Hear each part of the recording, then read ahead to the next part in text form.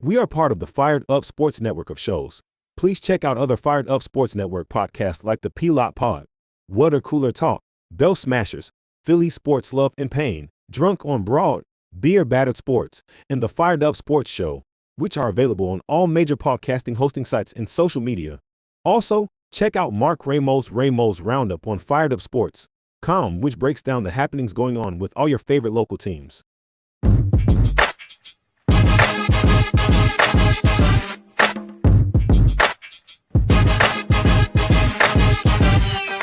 The Philadelphia Eagles are Super Bowl champions. Eagles! Swinging a miss, struck him out. The Philadelphia Phillies are 2008 World Champions of Baseball. Ladies and gentlemen, the Flyers are going to win the Stanley Cup. The Flyers win the Stanley Cup for the lead. Yes! Iverson, wow, what a fake off Daniels as he broke his ankles and got all the way to the cup.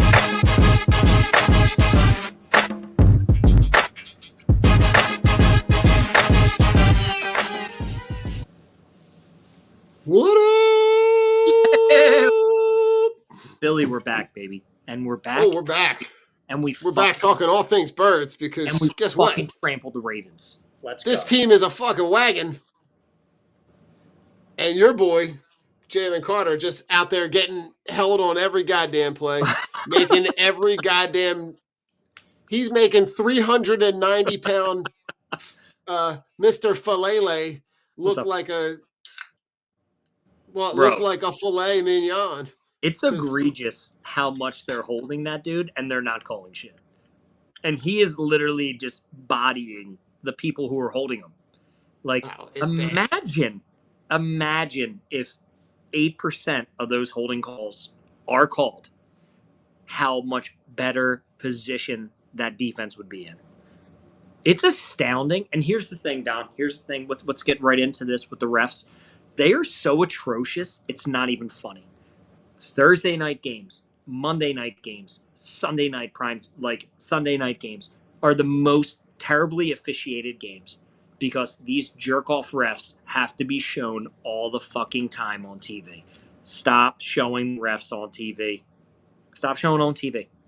The only thing you have to do is go to the booth. If you need to start officiating from the booth and putting cameras on the line directly overhead like they already have, then start doing that. Because Just do it. these penalties are terrible. Like, how many times do I have to watch the Chiefs game when their left tackle moves every single time before the snap? How many times do I have to watch Jalen Carter get a fucking chokehold and slams to the ground? You're not wrong. And he's You're not still wrong, and he's still destroying games. It's just I heard someone talking about it, and I can't remember if it was Ruben Frank and Dave Zangaro or if it was, I can't remember who it was, but they said if you add up the penalties that are called for a team, so in their benefit, yeah. if you add up all of the Eagles' opponents when they are playing them as like one singular team, Yeah. the least amount of penalties called, it would rank 32nd in the NFL. So the least their opponents cumulatively would be the least compared to any other team in the NFL. And you Like- still can't stop us. So it doesn't fucking matter. So good fucking luck. Jalen Carter, baby. Had this jersey, I mean, baby. Had this jersey. Rich, 2 years. Let's go. I got Boy. I got a bunch of stuff bookmarked, a bunch of stats. I know we're not a stat pod, but like since week 6, first in defensive points allowed, first in total defense, first in passing defense, first in 3 and out, first in sacks, first in forced fumbles. Tell me that they haven't played anybody yet. When they are since the bye, right? Because that was the conversation. Who have they played? Who have they played? Right? They have dominated through the toughest stretch of their schedule. When we were like, when we were talking about this stretch and we were like, oh, you know what? If they went through this stretch and they kind of, they were 2-2, right? They were 3-1 in this stretch. This team just kept rolling. Yeah. And their MO is what it is, right? They start slow, they figure it out, but by the end of the game, you have no ability to get any. Lamar Jackson couldn't do anything on the field in the second half, right? After that Mark Andrews touchdown, they got 3 points. Yeah. 3 legit points, right? They get the one Bobo touchdown. Yeah, we're not talking about And that Bobo touchdown at the end of the game is that's like the third week in a row where they've given up that late touchdown to make the score look closer than it is. It's garbage time touchdowns, dude. And let's be real, we were not playing for that. He had that 40-yard rush. There was a hold on the right side when he was running anyway. So to me, honestly, the refs were just kind of like, all right, the game's over, so let's just do it. No, they executed their game plan after the first 9 points. And when CJGJ was like, yo, we need to step it up. We're not playing our game. And then they turned it on. That's what this team does. And I'm sorry, Don, why isn't Zach Bond paid yet? Yeah. Zach Bond needs to get paid. Mekhi Becton needs to get paid. Rich, everything that we talked about Mekhi Becton over the summer, right? Remember when we were like that fantasy of because at that point Tyler Steen was still penciled in as that guard. Mm-hmm. Oh my God, talk about the the multiple tons of humans that are lined up along that line, and man, he's a better guard than he ever was a tackle. He was a guard, though. But that's what you don't understand. Not you, Don. That's what people don't understand. And Jets fans don't understand. In college, he was a guard. He wasn't a tackle. The Jets tried to make him a tackle. He's not a tackle. He doesn't have the footwork for it. Yeah. This is what happens. It's coaching. It always comes. The game of football, yes, is a talent-filled game, but it comes down to coaching. If you coach guys up and you put them in their right position and don't go, hey, man, I know that you're a guard, but I'm going to make you a tackle. And then the guy has confidence issues because he keeps getting beat because his footwork isn't that great. Yeah. What's going to happen? The guy's going to fold. Yeah. Mm-hmm. The problem that we're having now is we need to sign Milt Williams, Zach Bond, and Mekhi Becton.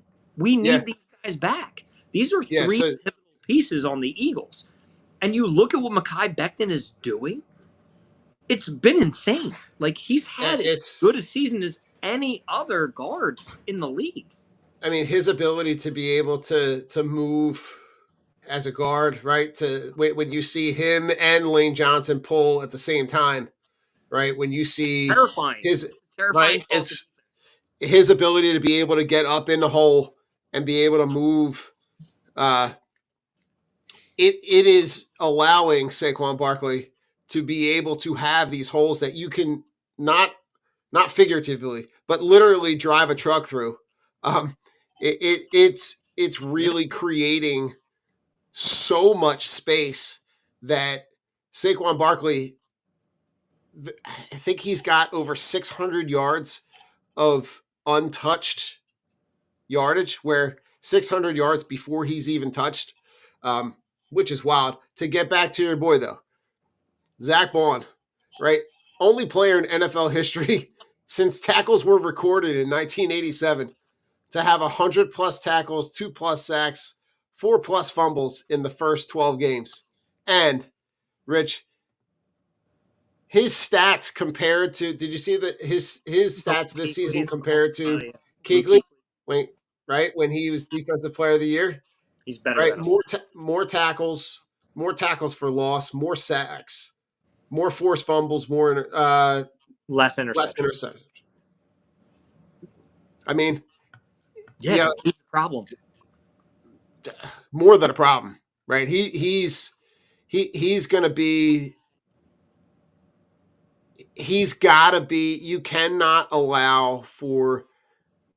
You can't let him another walk. Situation where you can't let him walk. Yeah, you can't allow the fact that you've got him in the building, the fact that he loves being here, right? I think the culture that's in this building right now, and that's coming from someone who earlier in the season wanted to fire Nick Sirianni out into the sun. I still want to fire Nick. I That's just not going anywhere.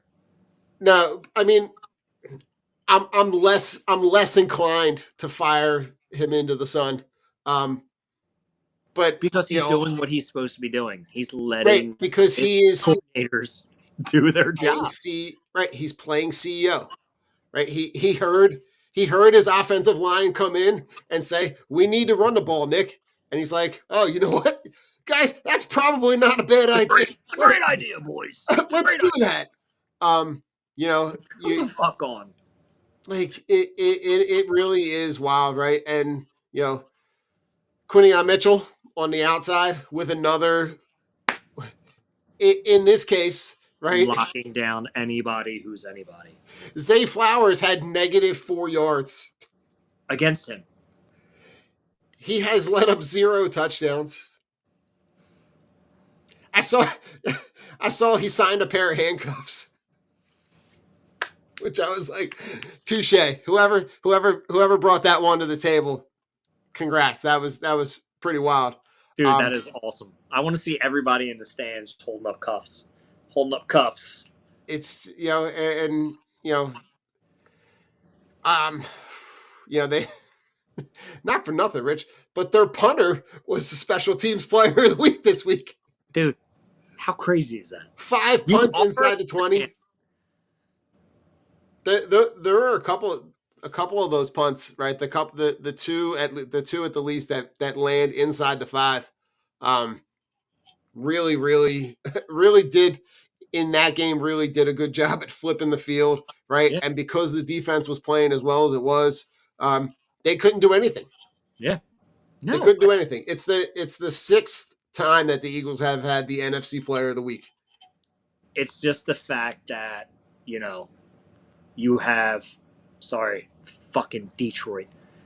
We got to keep. Sorry, fans. Sorry, everybody's watching. We have to keep an eye on this game because we need Green Bay to fucking beat Detroit. Go Pack, go. Go Pat. Yeah, let's go. Go Pack, go. Go Pack, go. I need my cream cheese head. It's just insane of how this team is playing, and an Eagles player is going to win something in the NFC for whatever they're doing. Just the way this defense played. I mean, we're going to get into it, and we're going to talk about the Cooper DeJean hit on Derrick Henry, but it wasn't just him. They were getting to Derrick Henry before Derrick Henry could make a move, and they made Derrick Henry look. How many times can you say that a defense made Derrick Henry look silly? Anything that guy tried to do, he was getting hit before he could make a move, which is how you take down Derrick Henry. But it was all fucking night, dude. Rich, you made Derrick Henry and Lamar Jackson look pedestrian simultaneously. Yeah. Like Lamar Jackson You made Deontay Johnson not want to come on the field. You made him go, no, I'm good. I'm not going out there. I'm not getting embarrassed. I see what they're doing to Zay Flowers. Nope. Like, not going to catch me on that one. It's like they don't even beat you up. They destroy your confidence. Like, this defense literally goes, we're going to fuck you up, and your next man up ain't going to want to come in. No. Like, Deontay Johnson literally said, I'm not going in, and refused to go in. How nutty is that? And that just speaks to the grit and the toughness of this defense and what they're doing. And I was watching the Eagles 20 slides of Zach Bond. When my boy Jalen Carter goes, you fucking inspire me. Right. You sign him on the fucking dot. Oh, you sign Zach Bond and go, yo, you're staying here. Like, my man, you're staying here. Like, he's inspiring the fucking best defensive tackle in football to be a better player. Yeah. How nutty is that? Yeah, and Rich, all the stuff that we heard about the Georgia Dogs early, right? When they were last year, they were on the struggle bus. Yeah. Right? And you see now what happens when they are able to play together. right? When you got Jalen Carter going, that's my dude. I would do anything for that dude. I would crush, I would kill, I would maim. And he's telling Zach Bond that, and Zach Bond's going, well, that's my dude too. And he goes, that's been my young boy since we were back in. And Yeah. But you see that his effect on Jordan Davis. You see his effect on Nolan Smith, who's coming on. You see his effect on Nakobe Dean. But Jalen Carter is he is the straw that stirs that drink. And you see his ability to be able to attract a double team, attract the phantom holding calls. You see what Jordan Davis is able to do in taking up space and be able to take on multiple guys and be able to allow guys like Nakobe Dean and Zach Bond run behind him. I mean, they are literally hitting on all cylinders, and it's really, really wild to see, right? And you go back and look at their draft picks, over the last handful of draft picks over the last couple of years. Mm-hmm. I mean, almost no misses early. No. Like you're talking about Quinion Mitchell, Cooper DeJean, Nolan Smith, Jalen Carter, Jordan Davis, Cam Jurgens, Devontae Smith, Landon Dickerson, Jalen Hurts. The only miss in that since 2020 is Jalen Reagor. So 9 out of 10. And you look at the young guys that are starting up and down this lineup, right? You're talking about a lineup that's average age, I think, is in and around 26. Yeah. Whew. The Packers defense on that first drive looks like Swiss cheese. Bro, they got a big holding call on Tim Patrick. They held Tim Patrick of all people. And then he let him go and goes, dude, it's we needed to stop. But yeah, you're seeing the But here's the thing with Jalen Reagor, though. With that, if we draft Justin Jefferson, we don't get Devontae, which means we don't get AJ, which means this team is the Minnesota Vikings. Like, the Minnesota Vikings are good. They're not elite. Rich, the only argument I would make, right? If you had drafted Justin Jefferson. Yes. That next year, you don't have to draft the wide receiver, and Micah Parsons is on the board. Agreed. Okay. That's the only argument I would make. I wish there was like an alternate time where like we can just hop over and see what that Eagles team would look like. Little time hop. Yeah, a little go over here. Oh wow, we're talking Micah Parsons now. We'll be talking about him next year anyway when he becomes an Eagle. Right. We're not going to have to wait very long. We're not going to wait very long for that. He has all Eagles players on his spot. Like, he wants to be an Eagle. Like, it's going to happen. But the matter of the fact is, like, we can't go back and look at it and see you're right. Really what's going to happen. I'm not even mad over the Jalen, because look at what this offense is with how many pass plays that you are limiting yourself to because you're running the ball so effectively. This offense meshes for a reason, and we're going to get Slim back this week. I mean, he's been practicing, which is awesome. And now just opening up the offense even more. And A.J. Brown was doing completely fine because nobody can cover A.J. Brown. Right. And they're getting the fucking job done. Like, this offense is just playing at another level. And there's no team in the NFL that can stop them. And same with the defense. Like, I don't care about the fucking AFC. Like, I'm not worried about fucking Josh Allen. He chokes in big games. Like, I'm not worried about it. That's a team that it wouldn't surprise me if they figure out a way to mess something up in the playoffs. Yeah, because they're not a good team. Like, I like the Bills, but like watching them beat up a fucking San Fran team that literally was just shot. And I love how San Fran's crying now. Like, fuck San Fran. Fuck your fans. Fuck you bunch of sourdough eating motherfuckers. Like, nobody cares about you. Sourdough fucking sucks. Like, come over 49ers here. 49ers tears taste really good. Yeah, they fucking taste like a sourdough fucking meatball parm. Like, fuck you. Like, I'm over those dude. They talk so much shit, and acted like, oh, this fucking game. Imagine if we had a quarterback. Well, you have a quarterback now. Oh, well, we don't have a running back. We don't have a wide receiver. We don't have a defensive line. Fuck you guys. Fuck you guys. Like, no one feels bad for you. Like, you No, are not at all. brothers. Like, go fuck off and play in the street, like the Pike or something, like where cars come. Because I agree. Shit. But listen, like when Bills you don't- talk about, the Bills don't scare you. Does KC scare you, Don? No, the refs not scare really. you. Always in favor of KC. That's what scares you. Yeah, I think Bradbury fucking pass interference call. Yeah, I think this is the year that you see someone different come out of the AFC. But I think the two teams. No, but I'm saying I think you see somebody different. In terms of like I think that someone figures out a way to take care of Kansas City because I think that they're winning games, but they're winning games in really ugly, unperforming kind of ways. Their offense, like they're struggling to figure out who the weapon is on the outside. They got a ton of injuries. They got a turnstile at both tackle spots. Yeah. The Bills to me, this feels like a year where they won it, but it ends up falling short. But I think the two teams at the top of the NFC in the Lions and Eagles, I think are the two best teams in the NFL by far. I think they're far better than the Bills. I think they're better than the Ravens. They're better than anybody that the AFC has. So I think the Vikings seem to be coming on a little bit, but they're not. They're not though. Like, if I got to face Sam Darnold, they're mediocre. Yeah, I think the key in all of this is where that NFC Championship game is played. Yeah. I think if that game's at home in Philly, that's a distinct advantage. I think. But the way that I've seen this team travel, going to Detroit doesn't scare me either.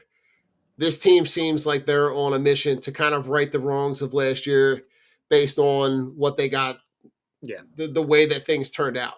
But when you talk about the defenses that they're going to play going down the stretch, right? You're going to face 4 of the 6 worst rush defenses going down the stretch in the final 5 games. Yep. So like the Panthers are last, the Steelers are 4th, the Commanders are 27th, the Cowboys are 31st, and the Giants are 29th. Right? So you got Saquon Barkley going into this game against Carolina needs 607 yards to be able to. He gets 200 of them here. I'm telling you, he's going to get 200 yards. I'm honestly like people are like. Is this going to be like a 200-yard game on like 15 carries? That's what I'm trying. I'm trying to get him 200 on 15 carries. It's going to be one of those games where it gets out of hand. And here's the thing, man. I'm happy because Bryce Young's playing well. I don't like seeing guys who are surrounded by shit get blamed for their team's losses when their GMs get rid of all their best players. I hate that. I think that's a sorry sack of an excuse. It's more or less like, hey, Kyler Murray's surrounded by fucking all these weapons and he stinks. Yeah. Okay, well, that's deserved. Like, Bryce Young didn't deserve the hate. Like, he was young, multiple coordinators, multiple coaches. Like, he's playing well right now. And I kind of like seeing that. So I think it makes Carolina competitive. But it's going to be a Saquon game. It's going to be 5. I'm not even going to bullshit you. 4 runs over 50 yards. Like, it's going to happen. Like, maybe not for touchdowns. I'm sorry, not 4 runs over 40 yards is what's going to happen this game. Like, it's going to be a big hitter, boom, another big hitter on another drive, another big hitter, and another big hitter. Like, they're just going to happen. This Carolina defense is piss poor. They played well lately, but their run defense is shot. The Chiefs should have lost to them if Carolina didn't get so excited and score that touchdown and giving them time. Like, Carolina got too excited because they haven't beat nobody. And that's the problem with everybody when they fight the Chiefs. So they're playing the Chiefs, and it's a fight, it's a dog fight, they're pounding the ball out. They score with so much time left, and then Patrick Mahomes has 2 minutes to march down the field because the refs are going to give him one, and Patrick Mahomes makes magic. Like, don't let him do that. Yeah. But this week, you can't get. I mean, listen, if you haven't watched him in the playoffs over the last handful of years, then right? you're He doesn't need a ton of time. But like, Rich, talk about Jalen Hurts. he's been playing Talk about incredible. Jalen Hurts because Jalen Hurts is playing great, right? He's barely throwing the ball, right? His pass attempts are in the high teens or low 20s. Fine. But he's doing what he needs to do in play point guard and figure out a way to win games, right? He's since the start of the 2022 season, he is 35-9. And think about, a lot of those losses came in that stretch at the That end of the season last year. Yeah, the year where everybody gave up. He's figuring out a way to make plays. He's And playing. that's all that I can ask. Like- All I can ask is for him to just figure out a way to make plays. He's playing great. He's doing what he needs to do for this offense, and which is not do too much. He's under center. Okay, missing some RPOs, whatever. Oh, excuse me. But he's not turning the ball over. He's holding on to the True. ball. He's like you said, he's able to run point guard. He's able to navigate that offense and put them in a position to win. And Mhm. he looks so much more explosive when he's running now. And I think it's because Saquon's fucking inspiring him. Like, yo, look how good I am at a runner. And then all of a sudden, there's some RPOs where I don't know, Jalen has the ball and he's already 8 yards down the field. Mm. Like, oh shit. Like, that was Jalen who ran that? Like, Right. everybody's playing inspired by the play of their teammates because everybody's just playing so well. But Jalen Hurts is he's honestly more important to that offense right now than Saquon. And it's not the fact that Saquon, I'm not discrediting Saquon. And I'm not saying that Jalen's, a better player in general than Saquon. That's not what I'm saying. What I'm saying is Jalen Hurts needs to run that offense because he's what's getting everything in motion. Everybody's so afraid of his running that it opens up so much for Saquon. Like, how in the universe that the gods were like, hey, let's bring Saquon and Jalen and just, oh my God, we had the fucking Tesseract. Like, these two are a mold, man. Like, they are perfect fits and perfect balance. And Saquon without Jalen, honestly, isn't going to have the same season. But Jalen without Saquon, we've seen him put up numbers. We've seen how good he could be, especially in his MVP campaign a few years back. Mm-hmm. Well, Rich, it's interesting that you mentioned that, right?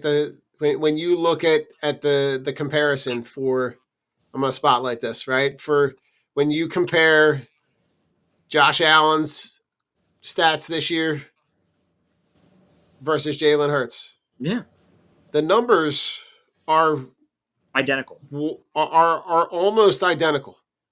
Outside of so when you talk about his ability to be able to be in the MVP conversation, this kind of does exactly what you'd want it to do in terms of, like, he is having a really great season.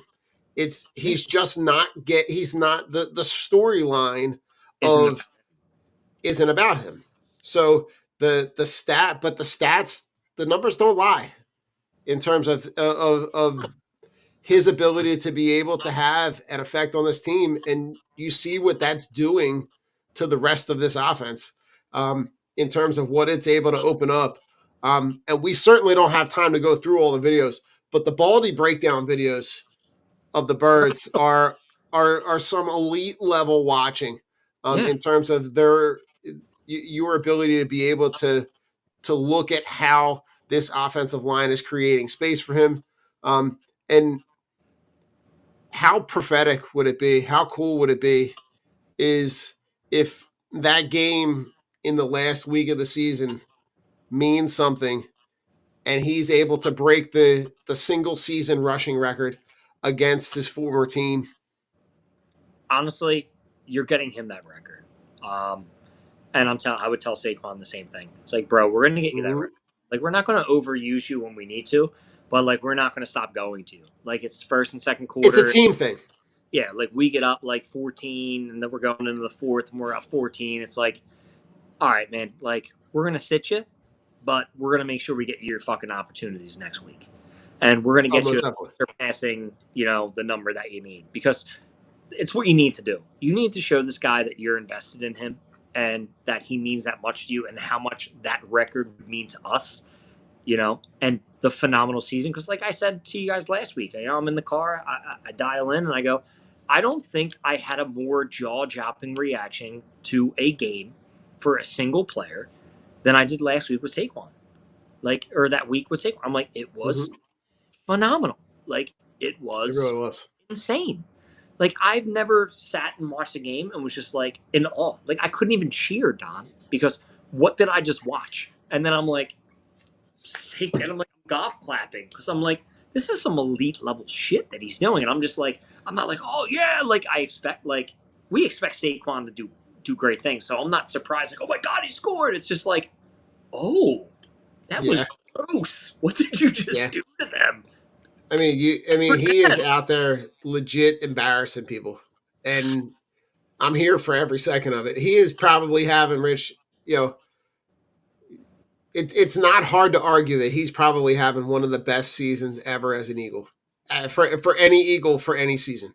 Dude, he's having the best individual season for an Eagle ever. When was the last, like, Don, to be like, it's not even the fact that you're a few years older, but you've been watching Eagles football like longer than I have. Like, my dad would just be like drunk throwing shit at me like while he was watching the game. I'm like, I'm not watching this shit. Like, I really, like, my fandom came pretty much 7th grade is when I really started watching football. I never really sat down with my dad. And it was funny because I had a science teacher and I'm like learning about all these players, and my cousin Billy's in Miami, a U fan. So like I start really getting into the Jets because of Santana Moss, Jonathan Vilma, Vinny Testaverde. Okay. Sorry, side note, guys, my bad. But Don, like, when was the last time you were able to watch a game and just go, like, silent, like, just be in awe, like, just be like, without being. I remember feeling like that the TO Super Bowl. The fact that he came back off that injury, essentially still playing on a broken leg, and legit was the best dude on the field, and ran away from people, was able to get anywhere on the field in that Super Bowl, and the fact that he wasn't able, that they weren't able to figure out a way to get him a Super Bowl ring, and Fucking debauchery. Yeah, but that the last time, the single game experiences, probably that game, that TO game, TO, and the crime and all that is that you let like a little middle school argument essentially, destroy what could have been. I again, alternate universe, would have loved to seen TO finish his career here, because I feel like if you let him and McNabb play together for another couple years, oh my God, you would have figured out the team chemistry. You would have figured out all the other minutia, but you decided to be cheap and not pay him, and shame on them. But I think when I look at this season, I think we are going to look back at this season and say that what we're watching is legit the single greatest season by an Eagle ever. And it's hands down. It's not even close. Like, I can't remember the last time I was just watching a game and I'm just like, it was like serendipity. Like, it was just like, no, not serendipity. It was like euphoric. I'm just sitting there. Yeah. Mm-hmm. Do I cheer?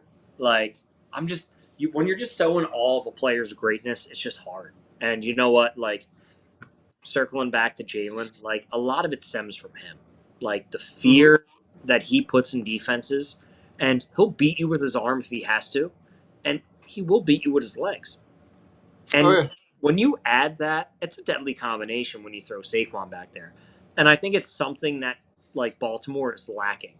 Like, when you look at Lamar Jackson's big games and he throws for a lot of yards, it's always on few attempts and guys are wide open. He has a bunch of 40, 50-yard touchdowns, and it's like he was 7 for 8 with 5 touchdowns in the first half. It's like those let's be real with metrics and stats. Like those numbers are super inflated. Like you're above Right. the league average on that. Like we all know that. That's every attempt you're throwing a touchdown never happens.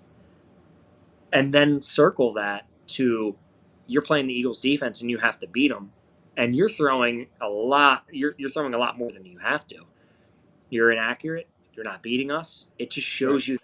Look what Jalen Hurts can do versus Lamar Jackson. You have a two-time MVP, basically, and you have a guy who's been running an offense for the Eagles for a few years who's been consistent, getting better, and just dominating. There's the comparison. I'm sorry, it's leaning toward Jalen because of one, what he means to the team, and he wins fucking big games. Something you can't say about Lamar Jackson. Yeah, and when you look around at the effect that that's having on the team, right? You look at because AJ Brown and Devontae Smith are quietly taking a backseat to Saquon Barkley, and they're not mad about it, right? And you see Saquon, you see when Saquon has these big when he has these big moments, right? They're the first guys to greet him on the sideline, but it's not inhibiting their ability to be able to go out in the field and produce, right? You know, you see AJ Brown now know that every time he touches the ball, right, he knows that his touches are going to be limited because of the ones that are going to Saquon.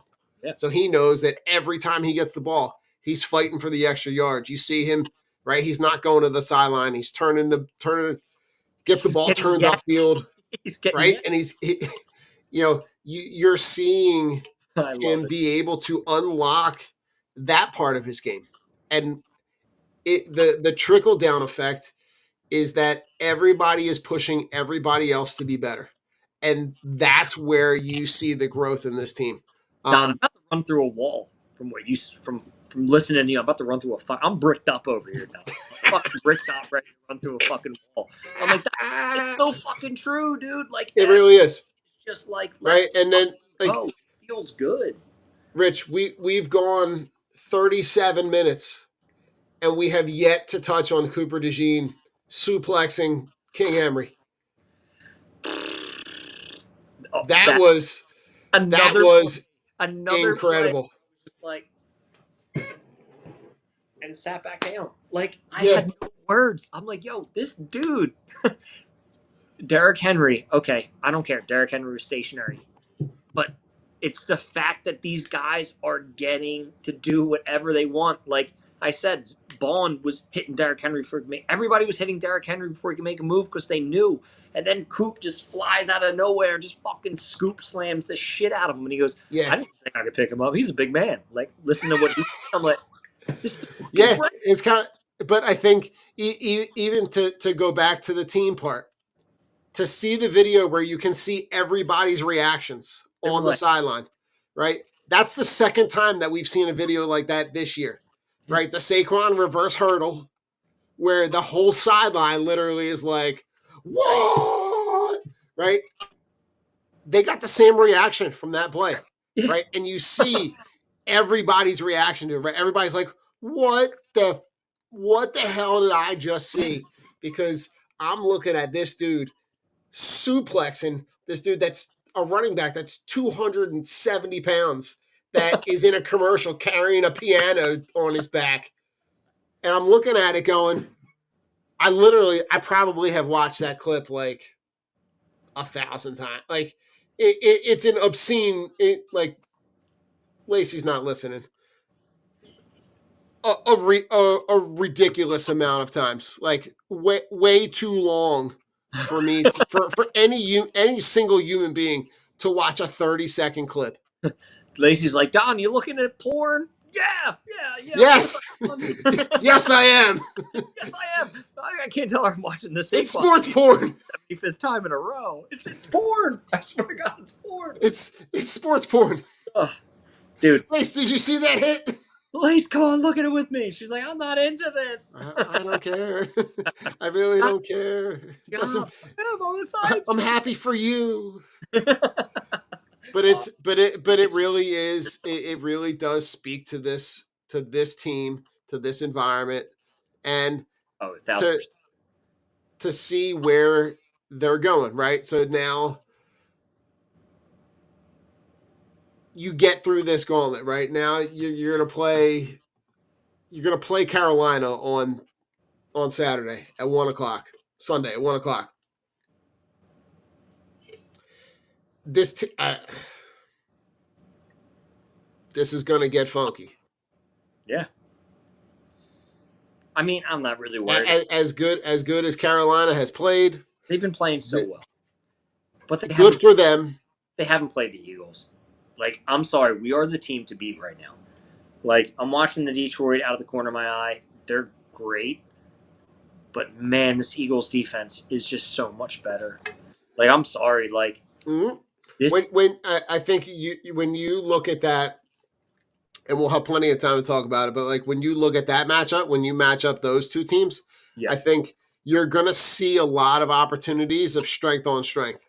yeah, When you but I think that where there is clear advantages, I think when you match our offensive line against their defensive line, there's an advantage. yeah. I think their offensive line and our defensive line is about as close to a push as it could Oh, possibly be. 1,000%, dude. Um, 1,000%. Penny Sewell's playing out of his mind. right? Like when you look at, I think where there's an advantage for us is on the back end. I think that you have the DBs to match up with their offensive weapons. It's really a strength on strength matchup. But in this case, when you're talking about the Carolina Panthers, it is not. No, it's a good luck to Carolina. Like, it's always going to be closer with the Eagles than it should be because they let up a garbage time touchdown, but it honestly means nothing.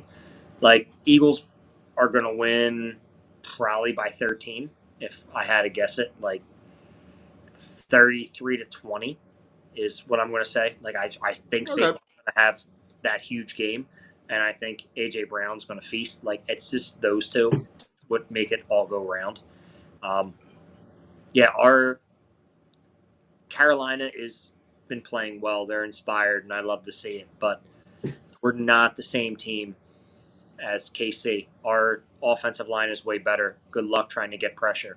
And our running back is just elite. And then you have an elite quarterback on top of it. And I think the good thing about this whole thing, Don, is this is just showing teams that running backs do deserve to get paid, especially because it's Saquon, Joe Mixon, Derrick Henry, and who else is getting it done? Josh Jacobs, Aaron Jones. So what's that tell you? Aaron Jones, yeah. 5 running backs who changed teams are in the top of their divisions. Joe and I were looking at. Joe and I found a stat while we were after you had left last week about the teams, the records of the teams that they had left, and there was like combined like 7 wins. Yeah, it just between shows you all how of them. important that position is. Most definitely. And it's not to say that like there's no way that you could ever rightfully say Saquon Barkley would be having the year that he would have that he's having this year with that team, right? But but he's definitely worth a couple wins, and he's definitely going to make your quarterback look better.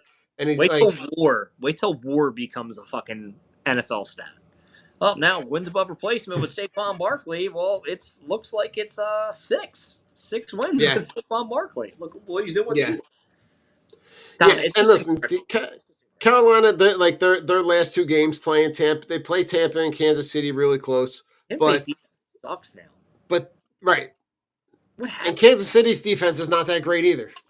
So you're going to be in a situation where Chuba Hubbard is not going to be able to get what he's been he's not going to be able to have the space to be able to make the plays that he's made because the holes and the space will just not be there. I mean, you're talking about Adam Thielen, who's 59 years old on the outside with Xavier. The weapons are just not there. And I think you're going to have this could be an opportunity for the DB. I think there's a couple of turnovers in this defense this weekend. I think you might get you might get a defensive touchdown. I think you might get a Saquon Barkley. I think your prediction earlier of like the multiple 40+ yard runs is pretty good. I think this. I'm looking to get him the yardage, and I'm looking to get him out mid third quarter. So I'm looking at any opportunity to put points on the board, and just keep putting points on the board, keep salting it away, and the sooner that you can get these guys off their feet, because unless Detroit has an opportunity to stumble, and they got a tough stretch coming up, right? They're playing the Packers tonight. They got the Bills. They got who else? They got somebody else coming up right in a row. Yeah, they have a tough slate. This game tonight is important Yeah. because it's an NFC game and because the Packers are a common opponent. Yeah. So if there was a tiebreaker, the common opponent is one of the things that they'll go to. Who do we lose to this year, Don? Who do we lose to? Remember that Monday night game early, Rich, against the Falcons? Oh, fuck yeah, I remember that. Saquon Barkley drops the ball in the flat. Oh, yeah, the flat. Oh, yeah. And Kirk Cousins looked like Joe Montana, who now looks like 38 seconds left. Joe Blow.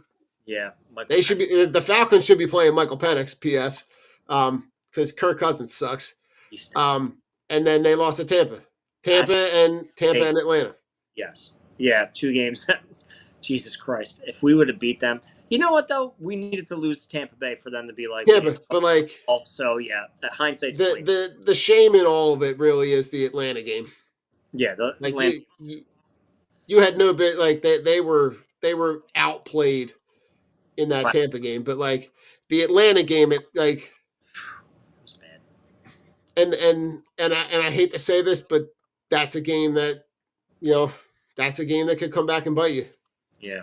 If Detroit doesn't falter, that's a game that they could be looking back sideways going. But I think for me, I don't look at this as I look at this as an opportunity for them to be able to just kind of announce their presence with authority, keep this train rolling, and I think you're looking at them being able to get an opportunity to get a win, salt it away, get these guys off their feet, get a bunch of carries for your Kenny Gainwells and your Will Shipleys, and you get a couple of receptions for your guys down the roster, and you're maybe Johnny Wilson's out, but maybe you get Paris Campbell a couple of receptions. Please stop! No, I can't believe they cut him and they signed him again,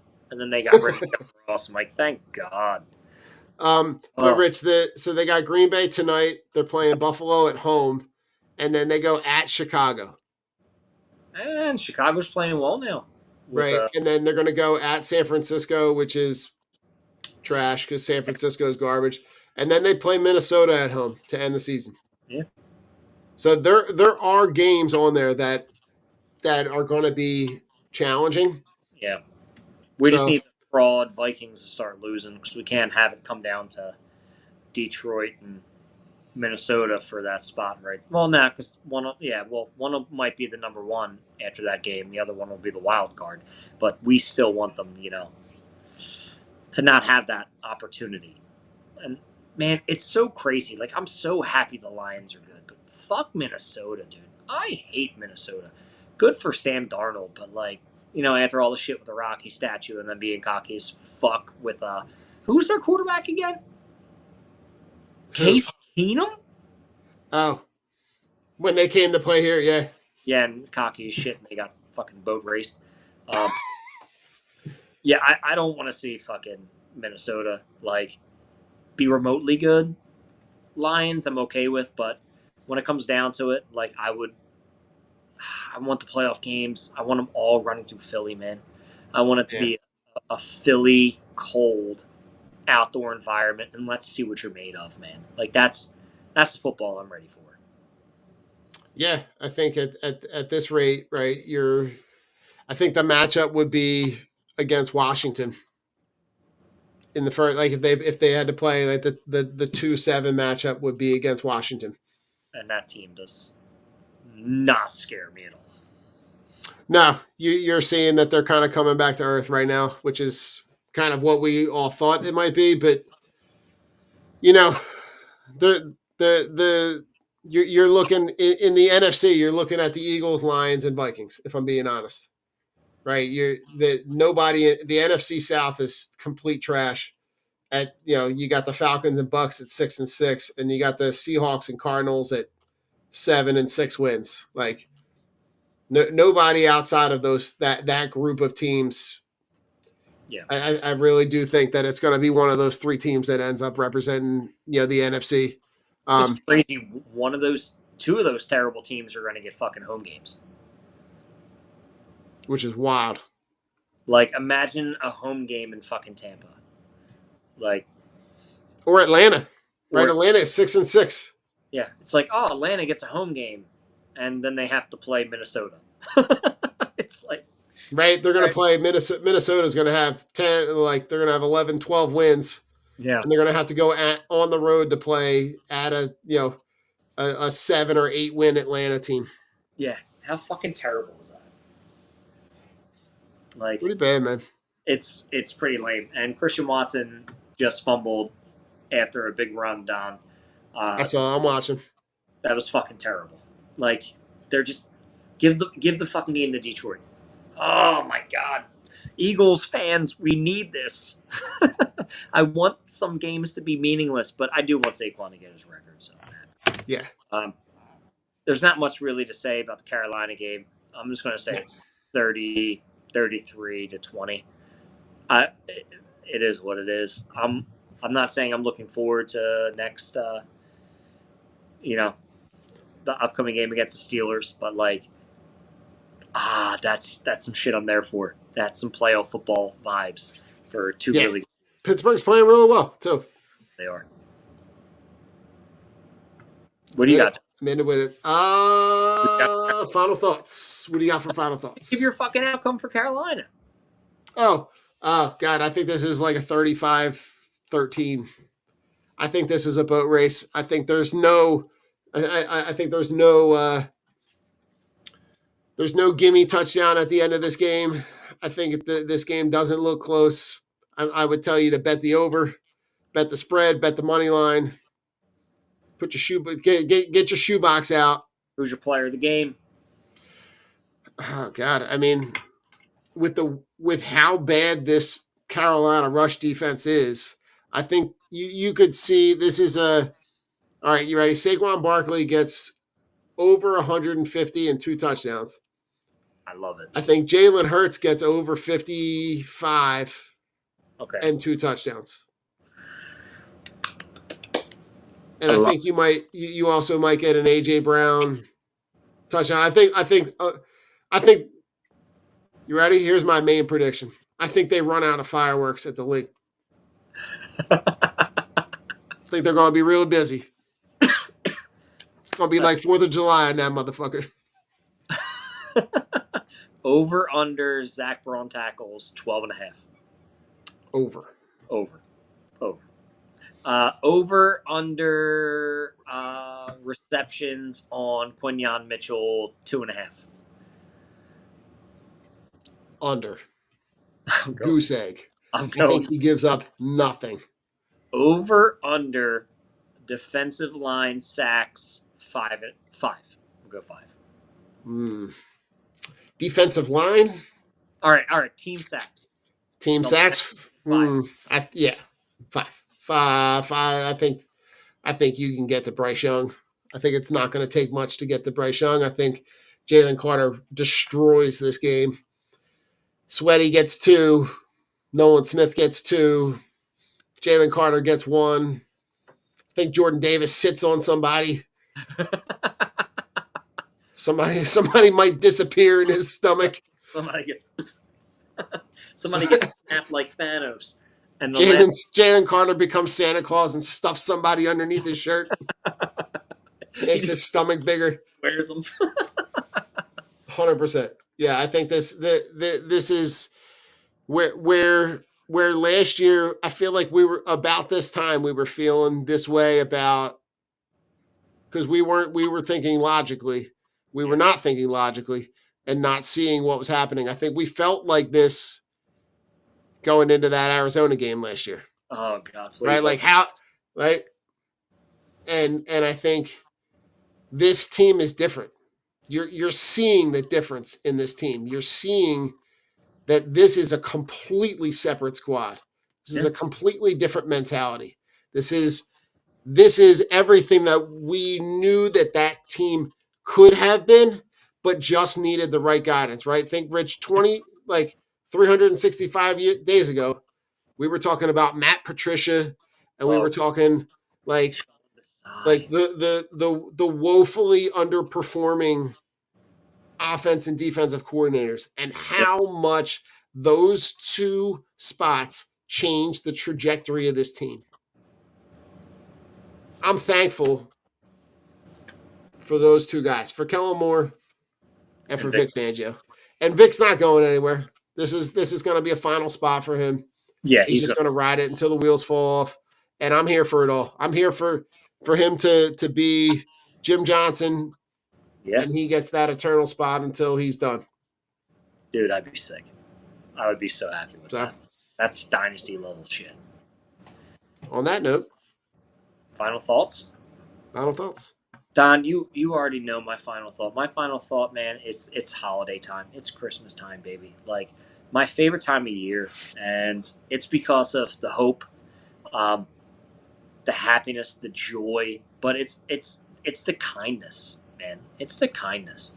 It's people go out of like their way to just do something nice for somebody. And I'm not a present guy. I don't like getting presents. Do I like giving them? Yeah. I love the joy of people, like, seeing somebody open a gift, because I'm not thoughtful. So if I pick you out a gift, it means I thought about you. Like, I wanted you to have this. And it's not a gift card. It's just the person I am. I can't help the fact that I'm not thoughtful. My wife will say the same thing. She, like, what the fuck, dude? And I'm like, nah. But when, like, you're my person and I can get something for you that, like, is for you, I got you.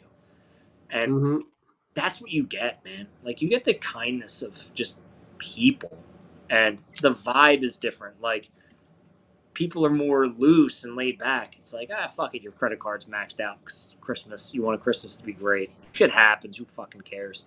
But it's just like, everybody's got something about it. There's that spark, man. And, like, that's what we need all the time. We need that spark. We need that kindness. We need that happiness. And that's why Christmas is my favorite time of year. I just love how you feel during that season. I hate the feeling when it goes away, because it's... I feel like we say it every year, right? If you could bottle up the experience and the feeling in between Thanksgiving and Christmas, and you could bottle that up and just do that every day, this place would be a much more pleasant experience. And it's really a shame that it really, we really only keep it in the present at this specific time. But if you can think about acting and doing those deeds just on the daily, even if it's just once a day, man, it just makes a huge difference. And it makes a huge difference it'll make a huge difference for you. It'll make a big difference for the person that you're helping.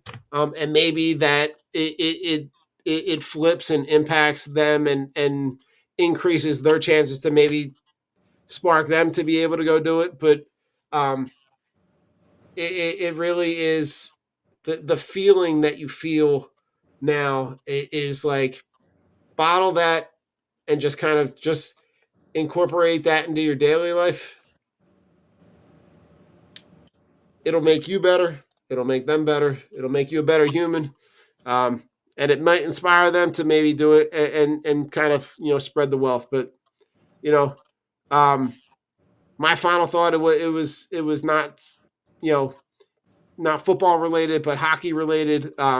Just a cool moment this week with the tribute to the Goudreau brothers when they had the the game with Calgary and Columbus when they played, the two teams that Johnny Gaudreau played with, and to see the tribute to him, and they're all wearing their respective teams' jersey, but his jersey for those respective teams, and does give you a good kind of pause to go back and again remind you to stay present and appreciate the family and the experiences, especially this time of year.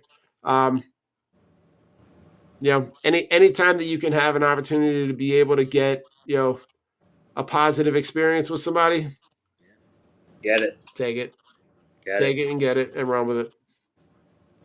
I'm with it, Don. I'm with it. Take us home. Oh man, you stuck around, you fucked around, you found out. This is what we do. Oh, you did. And that is Don. We are drunk on broad. And as always, it's fuck Deshaun Watson, it's fuck the Cowboys, fuck Josh Harris, fuck Spike Eskin, fuck Ben Simmons. Oh my god. It's just fuck them all. Why? It's because Go Birds. it's over everything. Go Birds. Go Birds. Go Birds!